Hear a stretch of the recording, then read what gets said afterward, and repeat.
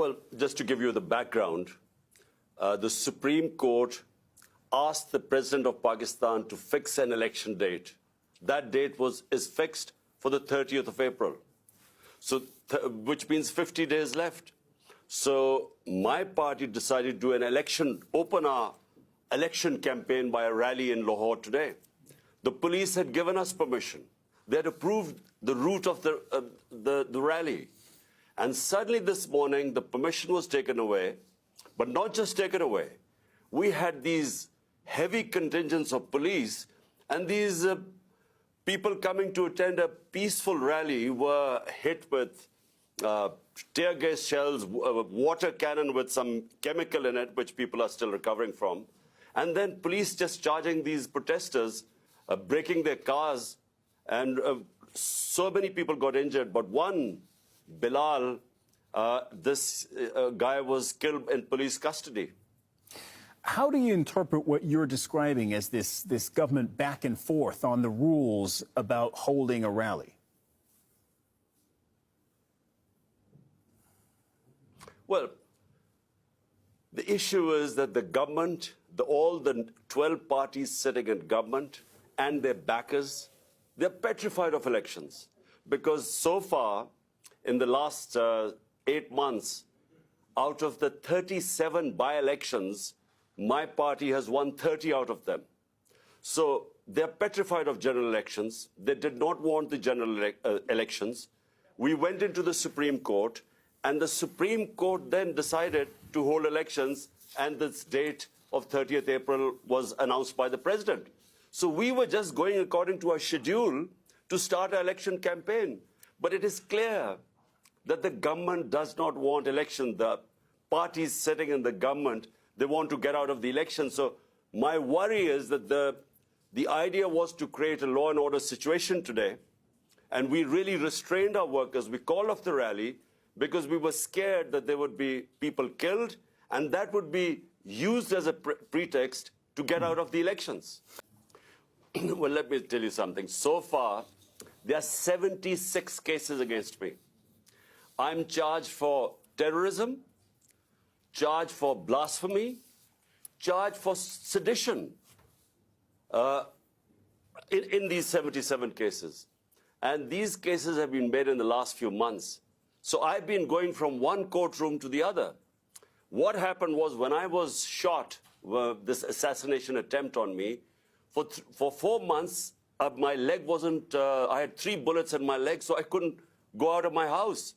So that's when they started, the cases mounted. They wanted to me appear in courts. And so it's just a question of how do you deal with 77 cases?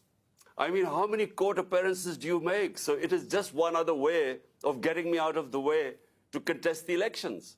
So they want either to imprison me or to disqualify me because they are scared that my party, thanks to the Almighty, is one of the most popular party in Pakistan's history. So because they're scared, that's why they're trying to find ways either to get out of elections or get me out of the way. All the cases, I'm afraid, are frivolous. Whenever they go into a court of law, these cases will be dismissed. Now imagine, I'll just give you an example. There's a terrorism. I'm supposed to have committed terrorism. Sorry to interrupt, but if that's the case, and if that's what you believe, why didn't you show up in court? Because I couldn't show up in court. There were reasons why I was injured. So for a lot of time, for 4 months, I was house-ridden. I couldn't really, my leg wasn't, the doctors would not allow me to travel. And they knew it. But before that, I was attending all court cases. But it's only since I was shot, that's when I didn't attend courts.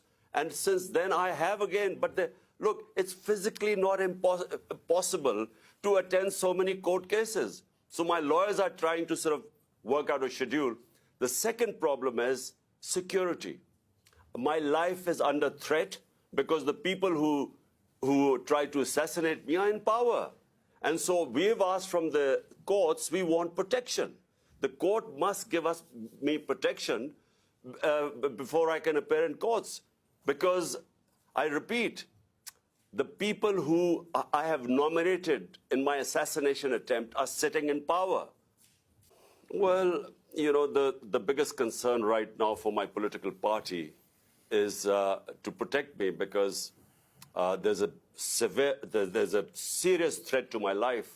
And the reason is, I repeat, that these people sitting in power are petrified of losing the elections, which they will, which is why they don't want elections. So the question is, how do I campaign and yet have a secure enough environment? Question is, how do I go to these courts? I made 3 court appearances, and unfortunately, there was just no protection there.